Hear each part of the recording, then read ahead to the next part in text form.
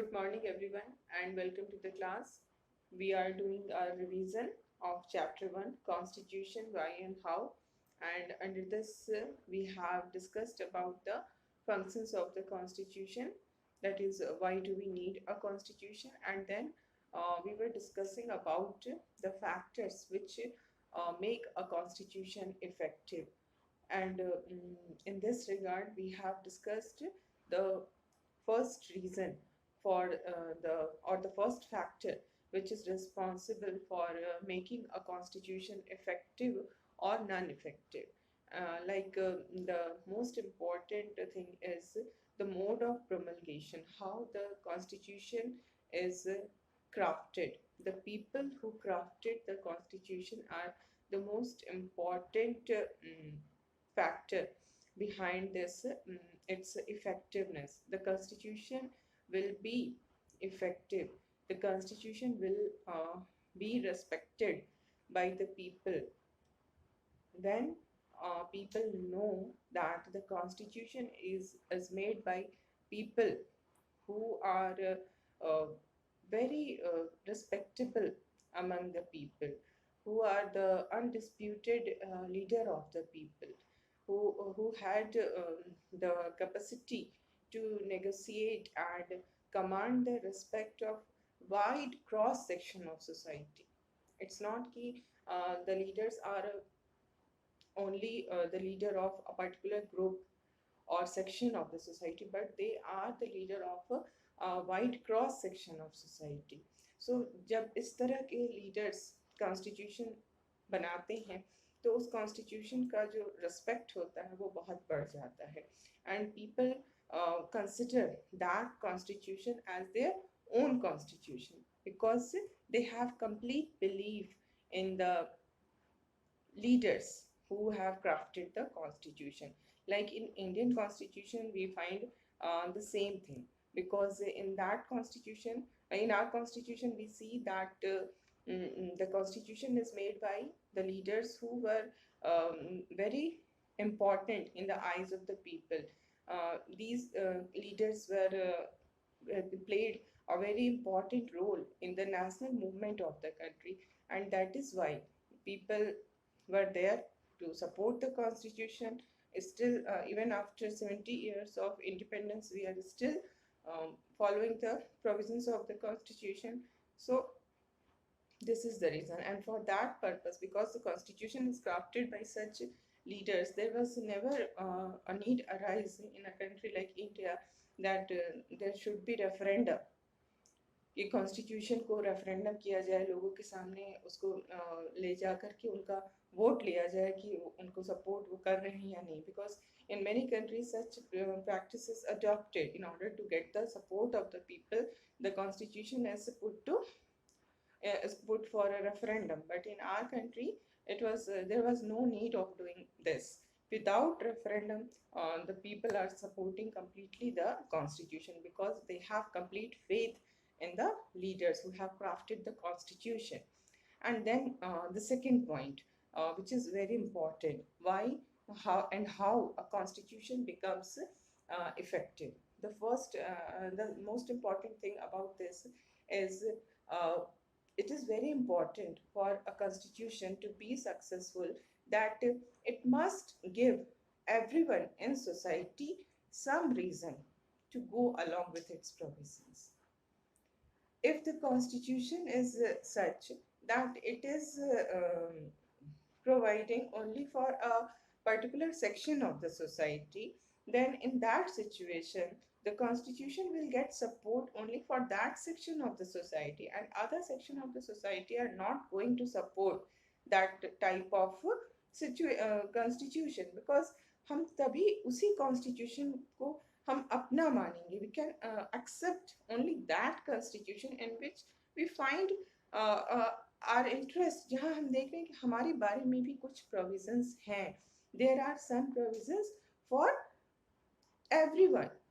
ऐसा नहीं है कि हमारा जो अगर if the constitution is there only for the religion based or linguistic language based majority, जैसे हमारा constitution अगर ऐसा होता जिसमें कि रिलीजन के बेसिस पे जो मेजॉरिटी ग्रुप है लाइक हिंदूज, और लैंग्वेज के बेसिस पे जो मेजॉरिटी ग्रुप है, उनके हिसाब से उनके ही इंटरेस्ट को वो प्रोटेक्ट करने वाला होता, तो in that situation the constitution will not get support from other minority groups, and in that situation the constitution will become a failure. तो कॉन्स्टिट्यूशन क्या तभी सक्सेसफुल हो सकता है जब वो सबको लेकर चले, everyone feel कि there is something for them also in the constitution. When the constitution talks about equality for all people, freedom to all people, when there is such provisions in the constitution, it means that the constitution is the constitution has provisions for all the people. It is not a constitution of a particular group or a particular section of the society, but it is the constitution of all the people of the country. So this is very important. Then only the constitution gets support. In this, if you want to understand it in a very easy manner, you can just compare it with your family. If in a family you feel that every decision is taken keeping in mm, mind the interest of all the family members of the society, of the family, all the family members के interest को ध्यान में रखते हुए सारे decisions लिए जाते हैं। तो वैसे डिसीजन में क्या होता है, all the family members are one, they will support the decision. If suppose ऐसा किसी एक फैमिली मेंबर के को ये लगने लगता है कि यहाँ पर इस फैमिली के अंदर ये फैमिली सारे डिसीजंस जो हैं वो बस अपने हिसाब से ले रही है, मेरी बातों को कुछ माना ही नहीं जा रहा, तो ये क्या होता है, एक तरह का हमारे अंदर ये फीलिंग आता है कि ये हमारा अपना नहीं है, एलिनेशन की फीलिंग आने लगती है। तो इन द सिमिलर वे अगर एक कंट्री के अंदर हम ये देखेंगे कि जो कॉन्स्टिट्यूशन है वो एक ग्रुप के लिए ही काम कर रहा है, बाकी ग्रुप से उसे कोई मतलब ही नहीं है, तो हम उस कॉन्स्टिट्यूशन को, उस कंट्री को हम अपना नहीं मान पाएंगे। हमारे अंदर ये फीलिंग आएगी कि ये कंट्री हमारी नहीं है। You have read about such situation when there was in Sri Lanka, when this majoritarianism was established through the Act of 1956. You have read about this in class 10th. It happened in Sri Lanka. Through the law of this 1956, the rule of majority was established. So in that situation, what happened? The minority started feeling that this country does not belong to them, and the civil war started there, in which so many casualties were there, then loss of property, loss of lives, ये सब कुछ हुए वहाँ पे। तो this is the factor which makes a constitution successful. अगर हमारा constitution सबको लेकर चल रहा है, हर किसी के लिए प्रोविजन है, वो इक्वालिटी पर बेस्ड है, तो उसको हर तरफ से सपोर्ट मिलेगा और वो एक सक्सेसफुल कॉन्स्टिट्यूशन बनेगा। एंड कोई भी कॉन्स्टिट्यूशन जो है that is not it does not achieve perfect justice by itself. ये नहीं कि कॉन्स्टिट्यूशन में बस लिख देने से वो परफेक्ट जस्टिस आ जाता है, but the constitution actually provides the framework.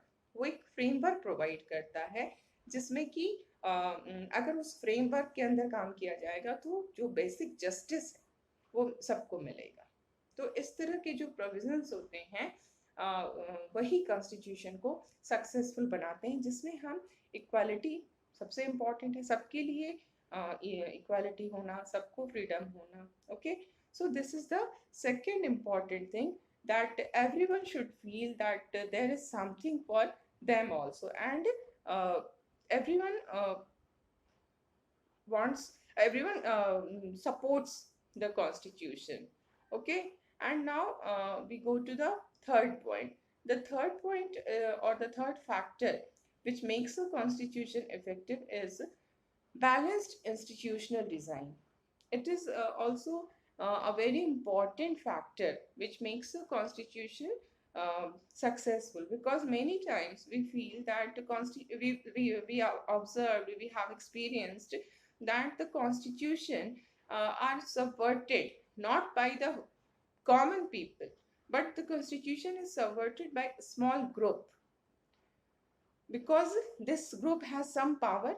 The constitution has given them some power, and they took advantage of the loopholes of the constitution and they subverted the whole constitution. The same thing happened in Germany when Germany adopted this Weimar constitution, and there were so many loopholes in the Weimar constitution. And because of these loopholes, the democratically elected government of Hitler turned dictator.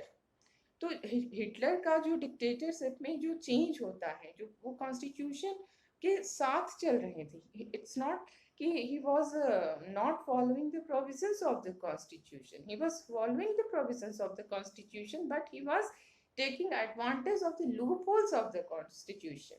And in loopholes का advantage लेते हुए उन्होंने constitution के अंदर रहते हुए ही अपना dictatorship establish कर दिया, और उसके बाद constitution that was a failure. तो कॉन्स्टिट्यूशन को अगर हम सक्सेसफुल बनाना है तो this is the most important condition कि कॉन्स्टिट्यूशन में जो प्रोविजंस हैं regarding the powers of the different organs of the government, these provisions must have balance. ऐसा नहीं होना चाहिए कि किसी सिंगल इंस्टीट्यूशन को मोनोपोली मिल जाए रिगार्डिंग कि कैसे वो अपने पावर को मिसयूज कर सके. There should not be monopoly of a single organ of the government. And if we see in our constitution, in the constitution of India, we see that our constitution makers were very much aware of this kind of problem. This may arise. A small group may subvert the constitution, so they made all the arrangement to check this problem.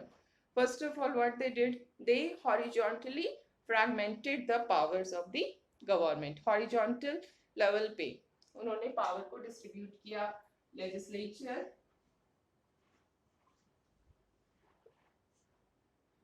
Executive and judiciary, ये three organs बनाए गए in the constitution, and these three organs were given powers separate. उनको एक दूसरे में ये करने का नहीं कि कोई एक दूसरे के पावर को नहीं यूज कर सके. इस तरह का फ्रेगमेंटेशन किया गया. Moreover, other than these three main organs, some other independent statutory bodies were also created by the constitution, like election commission, which is an independent body which is responsible for conducting the elections in state assemblies and the Lok Sabha.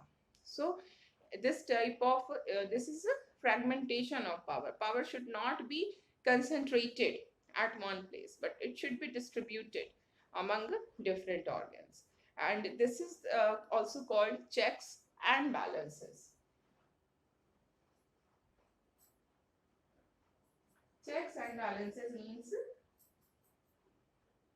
the one organ will check the abuse of power by other two organs. Then this organ will check the misuse of power by these two organs. Then this organ, the judiciary, will check the misuse of power by legislature and executive. So in this way what happens कि हर कोई जो है एक जो organ है वो बाकी के दो ऑर्गन्स पे चेक कर रहा है, उस पे रोक लगाया हुआ है. And in this way there is balance of power. कोई भी ऐसा नहीं हो रहा है कि जो पावर को अपने हाथ में ले सकता है, क्योंकि other two organs are there to check on this abuse of power or misuse of power. So this arrangement has been done by our constitution. Other than this, there is another important aspect also regarding this balanced institutional design. It is also important that with the change of time, there arise the need to change the provisions of the constitution. We cannot think कि एक constitution जो आज से 200 साल पहले बना है, like USA की कॉन्स्टिट्यूशन जो कि 200 साल से भी ज़्यादा पहले से बना हुआ है, और समय के साथ साथ, टाइम के साथ साथ, so many changes are occurring. So the constitution must have some provisions to change itself, है ना.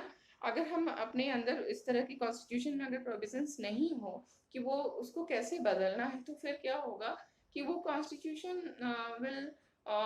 we will have to break that constitution, because time के साथ साथ बहुत सारी चीज़ें चेंज होती हैं, और अगर टाइम के साथ साथ हम कॉन्स्टिट्यूशन में चेंजेस नहीं ला सकते हैं, कॉन्स्टिट्यूशन को बिल्कुल रिजिड बना दिया गया कि जो भी कॉन्स्टिट्यूशन के प्रोविजंस है, no one can change that those provisions. So in that situation, the constitution will be a failure, because people will break that constitution, and people will now they will ask for a new constitution. So अगर constitution को हम बहुत ज़्यादा rigid बना देते, this is called rigidity.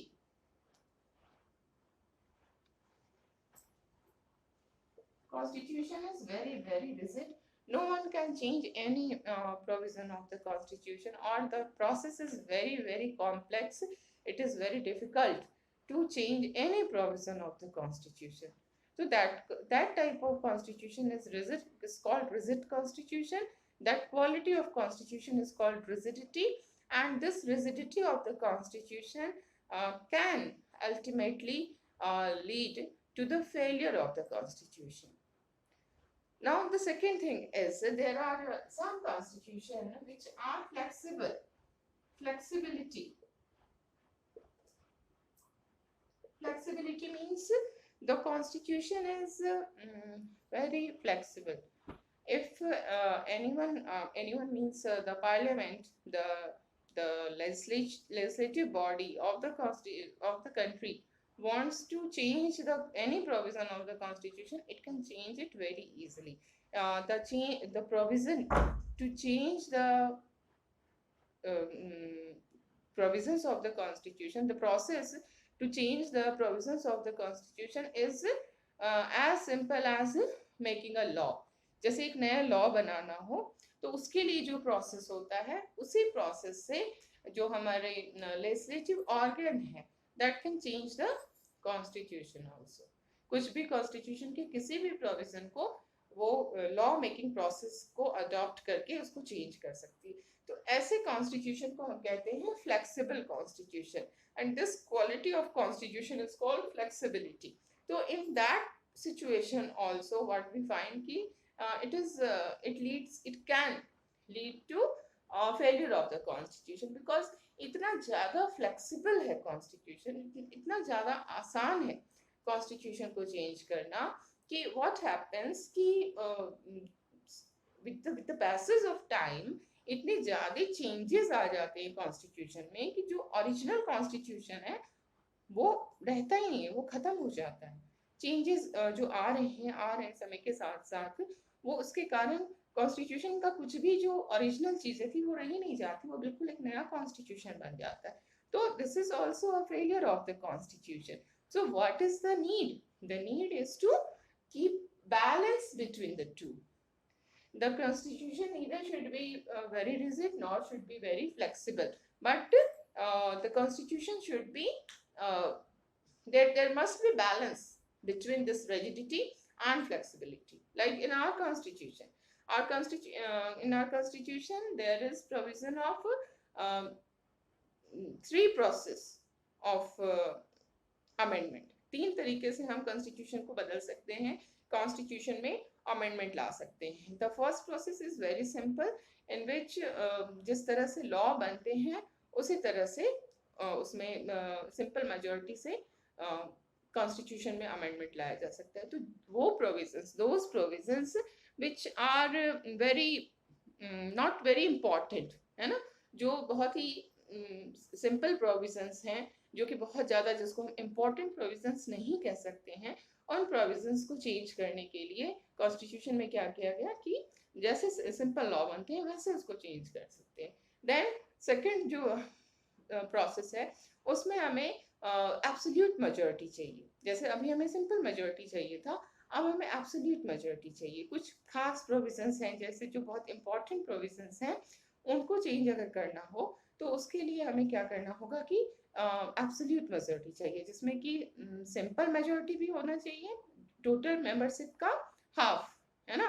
जो total membership है house की उसका हाफ वोट उसको मिलना चाहिए एटलीस्ट. और इसके साथ साथ जो प्रेजेंट एंड वोटिंग है उनका 2/3 वोट मिलना चाहिए. This is absolute majority.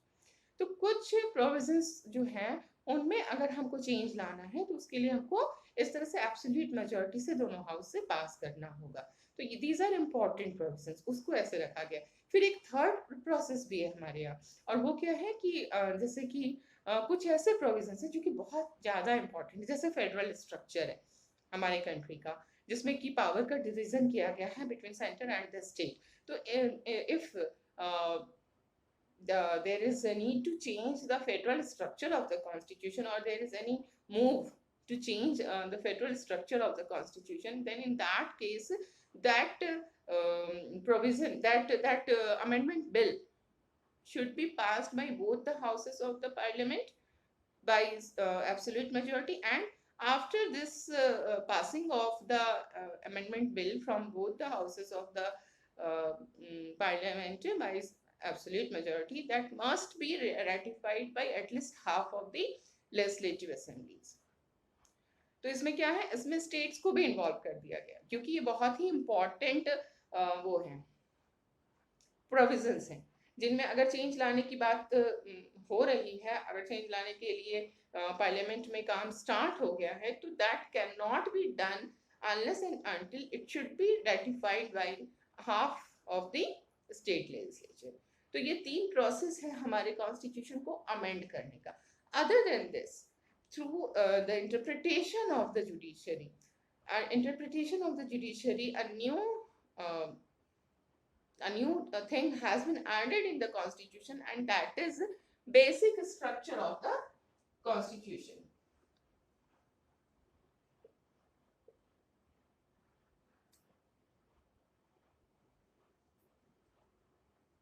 What is this basic structure of the constitution? It is nowhere described in the constitution. In our constitution, this term has never been used, basic structure of the constitution, but this term has become very important after the implementation of the constitution. We have discussed about it when we were discussing fundamental rights, right to property. उसमें हमने देखा था किस तरह से judiciary और parliament के बीच में कॉन्फ्लिक्ट होता है, and this conflict ultimately led to this concept of emerging of this concept of basic structure of constitution, जिसमें कि केशवानंद भारती के केस में सुप्रीम कोर्ट ने कहा था कि हमारी कॉन्स्टिट्यूशन के कुछ बेसिक स्ट्रक्चर है and the government has no power to change these basic structure. तो ये हम क्या देख रहे हैं, this is also regarding the amendment of the constitution. हमारी पार्लियामेंट के पास अमेंडमेंट का अल्टीमेट पावर नहीं है. पार्लियामेंट जो है वो basic structure of the constitution को चेंज नहीं कर सकती है. तो इस तरह से हमारे constitution makers they were very much aware of the problems कि किस तरह के प्रॉब्लम्स क्रिएट होते हैं एक कॉन्स्टिट्यूशन के साथ. And that is why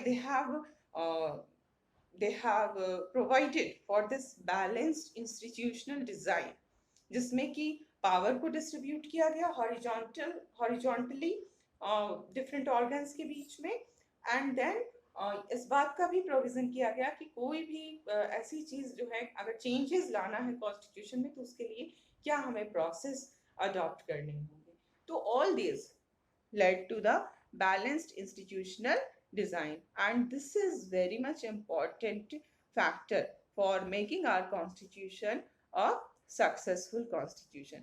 So these are important regarding the factors which makes a constitution effective. The first thing, the people who enacted the constitution, does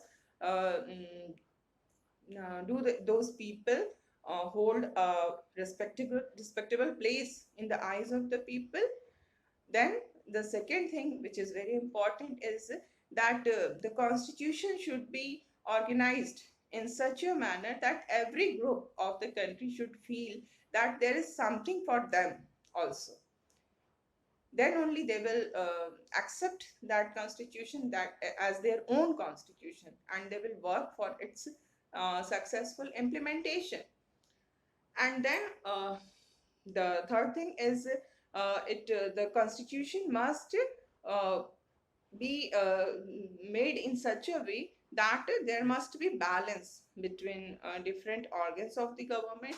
There must be balance between the process of amendment of the constitution.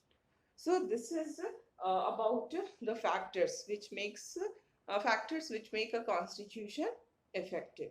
And now we will shift our focus to the Indian constitution. How our constitution was made, हमारे constitution को कैसे बनाया गया. This is now we are going to discuss.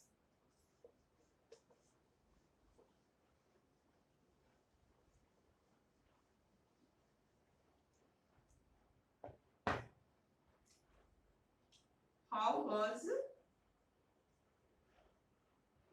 Indian constitution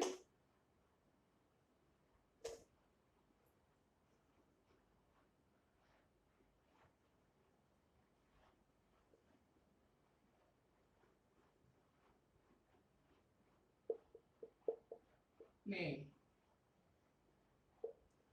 So first of all, we all know that the Indian constitution was made by a constituent assembly. Okay, the constituent assembly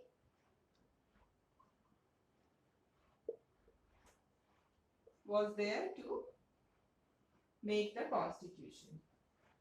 And now the question is, who constituted this constituent assembly? Who were the people who were the members of this constituent assembly?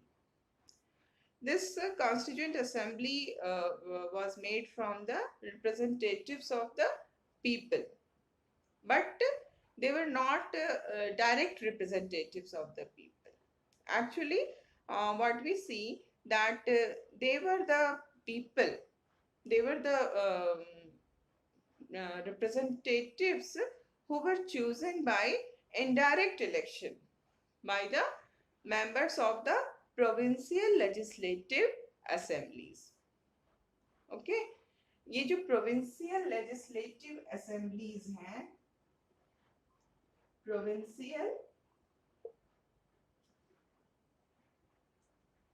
legislative assemblies,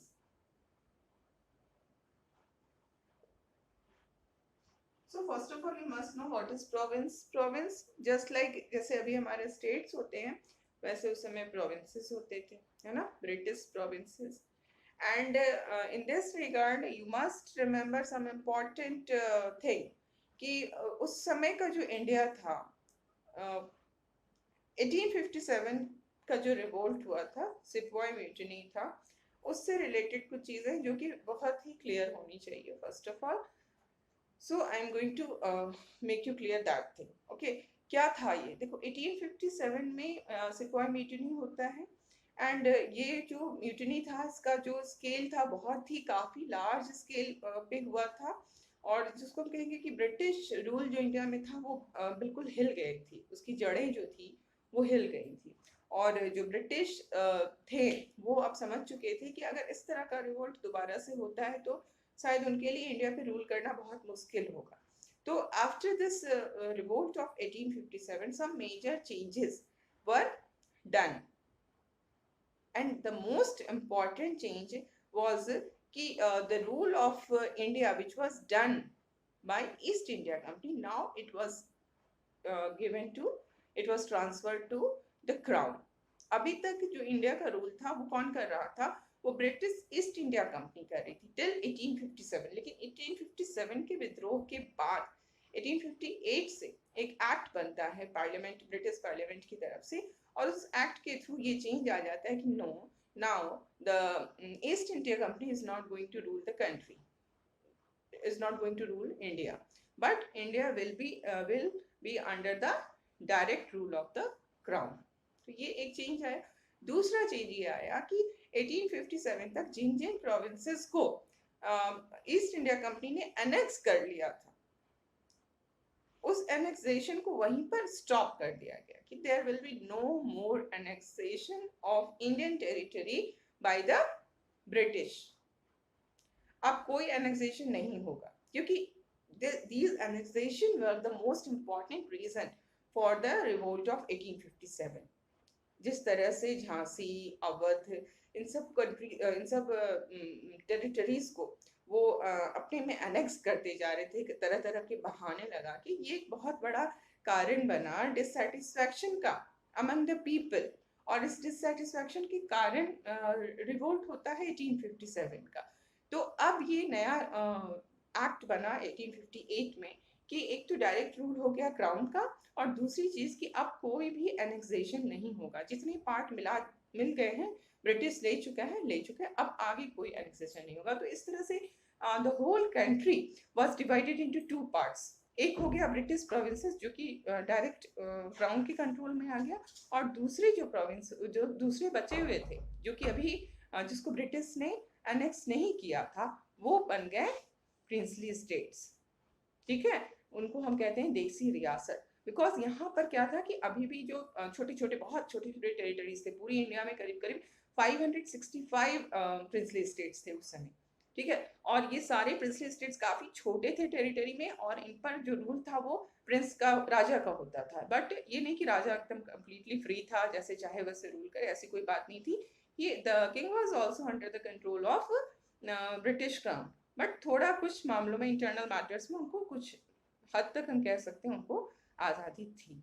तो इस तरह से ये सबसे पहले जरूर clear होना चाहिए कि जब इंडिया को इंडिपेंडेंस मिल रहा था या मिला, at that time India was divided into two parts, British provinces and princely states.